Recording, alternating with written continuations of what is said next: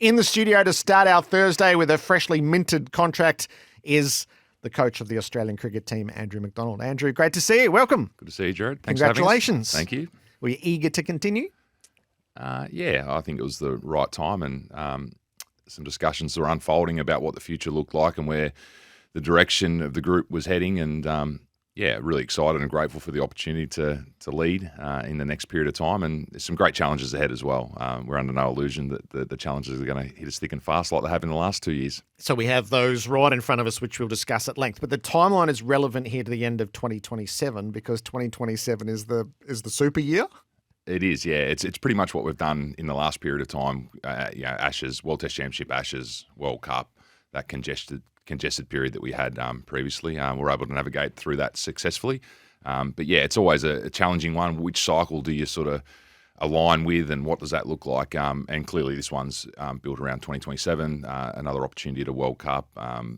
Pat's made his desires clear around him wanting to be a part of that as well. So that leadership core will stay together, and really excited with the people I'm working with the playing group and the future playing group as well. I think there's some exciting times for Australian cricket ahead, albeit there's always debate around who the next people should be. But I think we've got some really good young players coming through in that white ball space and also in the red ball space. So excited by the opportunities. So is the concept to link you together as coach and captain through to the end of the maxi run?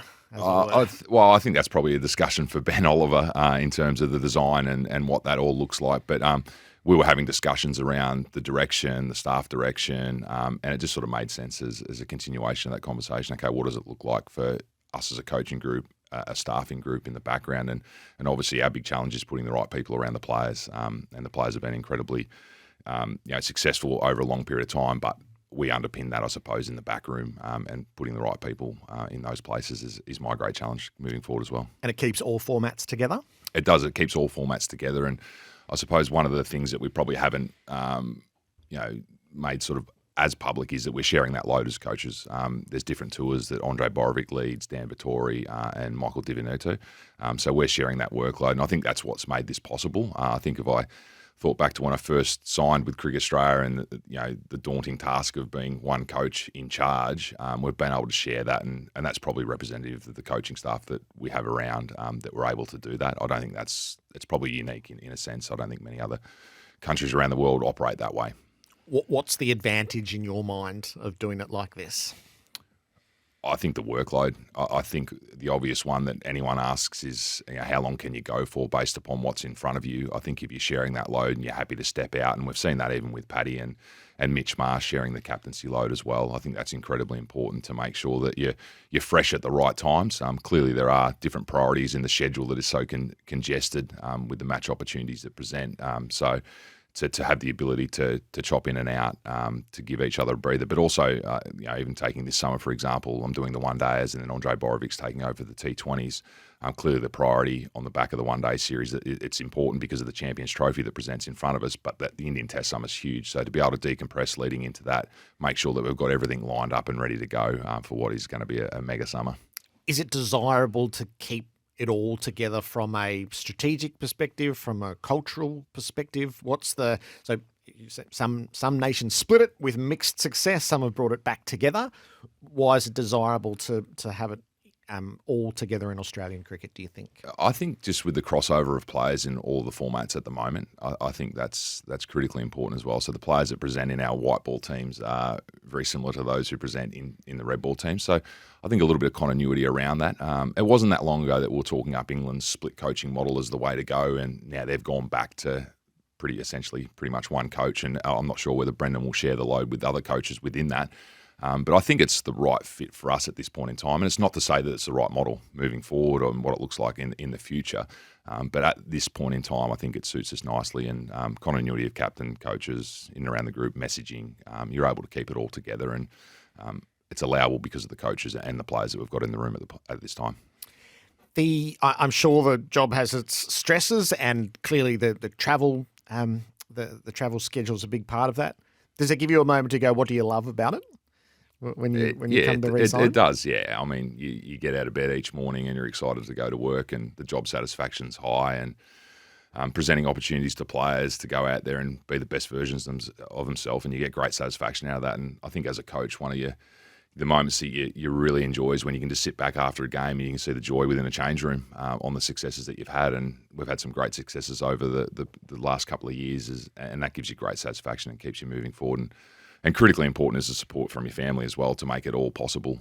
So I've got a family that is supporting that next journey, and that was one of the big conversations within it all as well. What does it look like for your family? And you can't underestimate the support that happens in and around that as well to make it possible for everyone, being the players, the support staff that go on this journey with us. So in what's been achieved, it is a moment to reflect on that. So World Cup, 50 over World Cup, which was brilliantly won.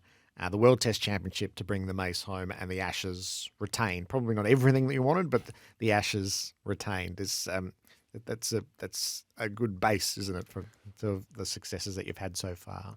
It is a good base, but we quickly move forward, and I think those types of achievements, in particular for us as a coaching staff, will sort of be reflected on more as when we finish. I think, rather than because we've got some great challenges ahead of us and some big challenges, and it sort of feels funny like you're talking about 2027, but at the moment we are firmly fixed on what this Indian Test summer looks like, and we've looked a little bit past that in previous months, but as I sit here right now, I tell you right now, it's firmly focused on what India looks like and the challenges that present there. So, and then we'll move on to the next challenge after that. Are you excited for the Australia A game at 11 o'clock? Yeah, I am actually. Yeah, there's a sense of excitement. There's some great opportunities that present for players within that.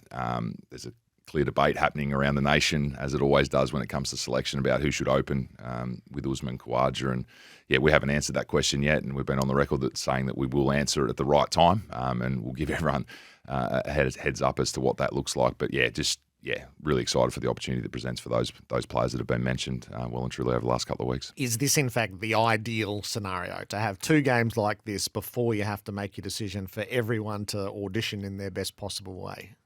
I think the ideal scenario is that you're settled leading in, and there are no gaps. It wouldn't have created the spotlight on Shield cricket that it has in the Australia A game, so it's given great relevance to what is a fantastic competition in Shield cricket, and sometimes that gets lost in a build into a summer. So to see the focus on domestic cricket, I thought was amazing to see people roll through the gates at the MCG. The A games in the past have almost been a bit of a holding pattern as to, okay, what does it look like for maybe 12 months' time? This is what does it look like in a few weeks' time. Yep. So I think it's great for the game. As I said, though, ideally you'd want to be settled leading in, but we don't have that opportunity. So did you miss the opportunity last summer to settle this through 7 test matches? I think you could debate that, but we felt as though, once again, the priority was to pick the best team at that point in time. Davey Warner was a part of our best team. His performances against Pakistan were of the highest level on his way out. And then obviously the Steve Smith debate. We had an appetite to get Cameron Green into that team. His performances were excellent for that period of time. That big 170 in the first Test match over there. So I think whenever you make a move, sometimes people don't represent what had happened on the back of that move, and that was Cameron Green's success. Yes, Steve Smith performed okay. He got that 90 odd at the Gabba, carried his bat in that innings, and given time, who knows what that would have looked like. But yeah, I don't think we did miss the opportunity. I think we picked we made the right decision at the right time. Now, with what's in front of us, we're making a different decision. You've had a lot to do with Harrison Bancroft. I was just curious, have you had much to do with Constas and McSweeney yet? No. The answer to that is no. I've met Sam, but yeah, that's about as far as it goes. And then Nathan McSweeney, crossed over with him a little bit at the Renegades. A year after I'd left the Renegades, he was down as a replacement player, so I got to see him in a little bit of crossover in the change room there.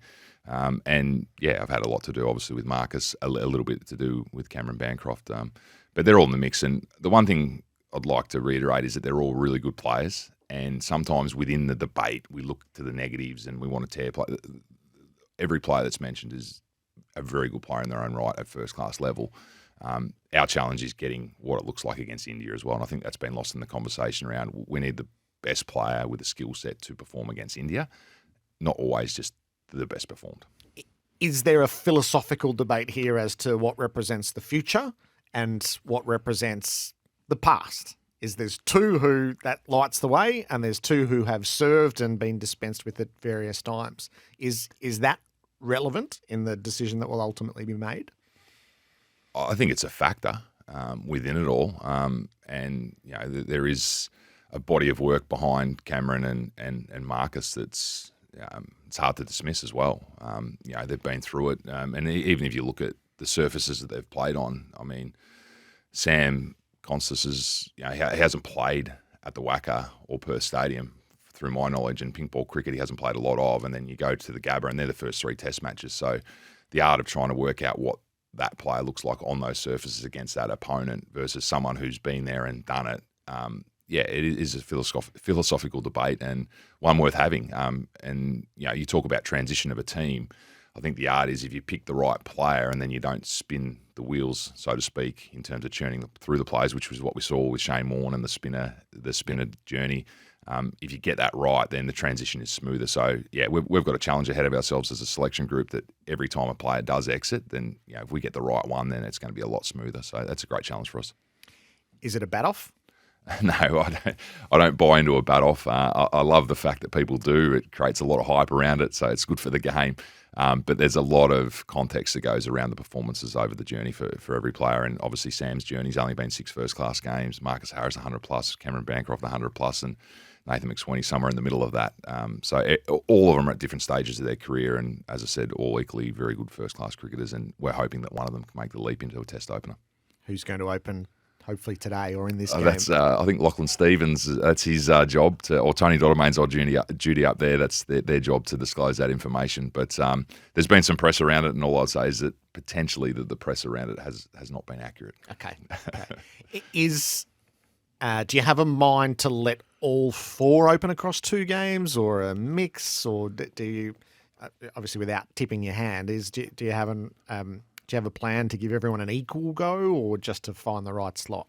Yeah, I think George gave some insight into that when he was speaking the other day, announcing the T20 squad, that we have got 3 openers in that squad that open in Shield cricket, and there's only 2 slots. And we will be open-minded around opportunities for players within that. So that's the challenge of picking 3 openers, and potentially Nathan McSweeney, who is entering into that opening conversation as well. So what does that look like? We sort of see the top 3 being, there's been great success with number 3s going to opening as well. So I don't think they're too far apart. When you start getting down further in the order, there's no doubt that it is challenged. And we saw that with Aaron Finch going from middle order player to opening for Australia and in Australia against India. And then obviously Matthew Wade did a similar thing. So this isn't a debate that hasn't happened before either. So with this eye toward the Indian Test summer, which it is transfixing, it's immersive. I can't remember a build-up so far out to the first Test. Just set the terms for us, set the challenge for us against an opponent that's won the last 4 series against you. Oh, the challenge is great. Clearly they play these conditions as well as any opponent, and they're probably the most successful travelling team on the road. And one of the arts of being a really great international team is the ability to travel and win away from home. And they've proven that. But recently, obviously, they've just lost it on their own soil, which is fascinating in itself. New Zealand undoing them over there. So what does that mean to a team losing a series at home? It always means increased pressure, speculation. But I think they'll be able to reset once they get here. They've got a lot of time leading into the first Test after this Test to get here. And usually sometimes you're only getting into a country sort of a week beforehand. That they've got a little bit more breathing space than that. So I think they'll be well prepared. They'll probably reset.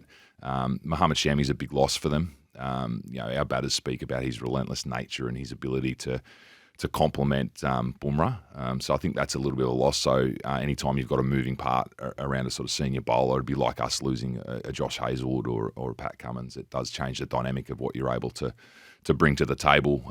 We'll be challenged with spin as well. I think that was one thing that got under our guard last time. I think Ashwin's impact in the last series was probably at a greater level than we would have anticipated leading in. So we've just got to make sure that we've got our own bases covered as well. So a lot of the work's been put into what we're doing, how we're going to go about it, and clearly we've got the opening batting debate to solve before we get to Perth as well. So we've got a lot of things that we need to focus on, and they'll have their own issues as well. But they're a great challenge anywhere in the world.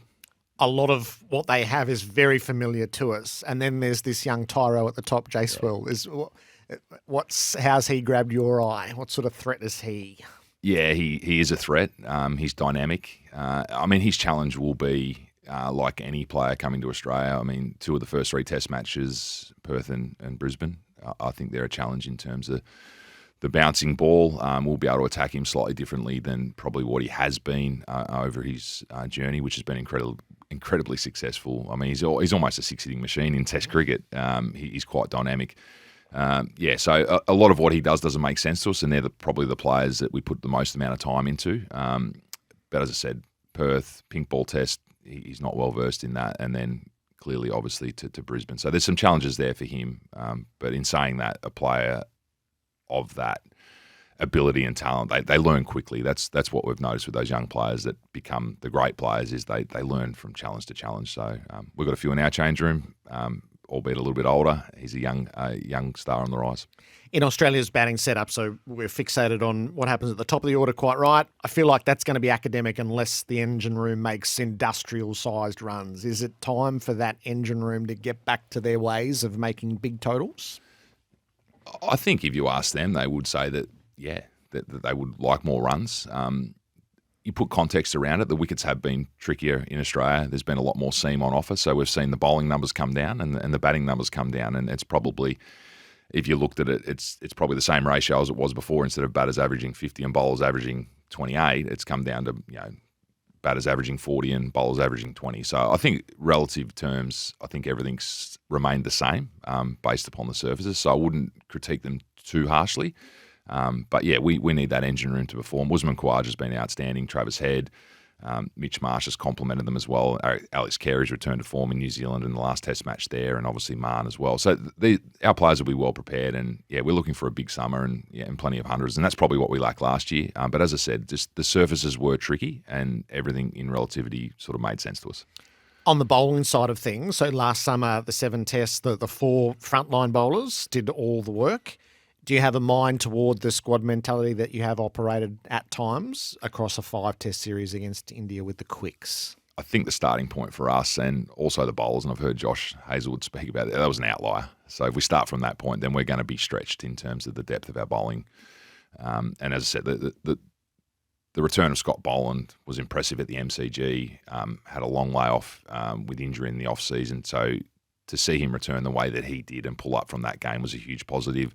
Michael Nisa had a calf injury leading into the first Shield game, then bowled beautifully. So he's returned. Sean Abbott put his hand up. And then we've got Lance Morris and obviously Jai Richardson in the background. And that's not to dismiss anyone else, but that those guys are tracking nicely. So we feel as though we'll have great depth if anything was to move. And the stress points for us will be between Test match 2 and 3 and then 4 and 5. So they're where we're going to be challenged with a short turnaround. So, we're open-minded to what that looks like. So would you have a rough plan, or will you let it start and then make your assessments as you go as to how many overs are bowled and the like? We'll have a rough plan, but I think the big one will be Mitch Marsh and where he's at as well with his body, how many overs he can sort of partake in. And so will he bowl? Yeah, the plan is he will bowl. He's had a couple of setbacks on the back of England around his back, so he's had a few back niggles there. He's on paternity leave at the moment, so we wish him well with what that looks like. But the intention is he will bowl. He'll be able to have the ability to chop out the workload for those frontline quicks. So but we will play a game, see how they pull up, and go on to the next one. There's a big gap between Test matches 1 and 2, so we don't feel as though that's a stress point. But between 2 and 3, Adelaide to the Gabba will be interesting. That's the test that the ODIs start on Monday at the MCG. I feel like there's a great opportunity here. So I presume Matt Short and Jake Fraser-McGurk will open at the G? Yeah, I'll go ahead and say that, yeah. Come on, Melburnians. That's good enough reason to be there, isn't it? It's a great opportunity. We've been crying out for, in particular in this studio, as I look across to you, Gerard, you've been crying out for the Jake Fraser-McGurk train to be unleashed. He's going to get a real good run at it this summer with 3 one-day internationals and 3 T20s. And obviously Matt Short, the work that he's doing at the top of the order in England, he was ultra impressive. We saw him at the Junction Oval a few days ago for Victoria. So there's some exciting talent there. You had Josh Inglis, along with the senior players in Marnus, Labuschagne, and Steve Smith. We feel as though we've got some new and old there, and look forward to what that dynamic looks like. Are you a believer? Across formats, it feels a bit like runs are runs are runs. If you're making runs in your white ball one day, it probably will set you up well for Test cricket. Are you a subscriber to that? Yeah, believe it, because I mean the hard part for the white ball players is they don't necessarily have the opportunity to play red ball cricket. And I think the chairman's a big subscriber to this because he came off an Indian series and made his test debut in an Ashes, didn't he? And played 5 straight Ashes test matches. So, I think they're limited in their red ball opportunity. So, therefore, you just got to make sure that you get the balance right and not look past those types of players, definitely. All right, you're due at the MCG for training, so I best let you go. Thank you for coming in. Congratulations on the contract. Thanks, Gerard. See you on Monday for the start of it all.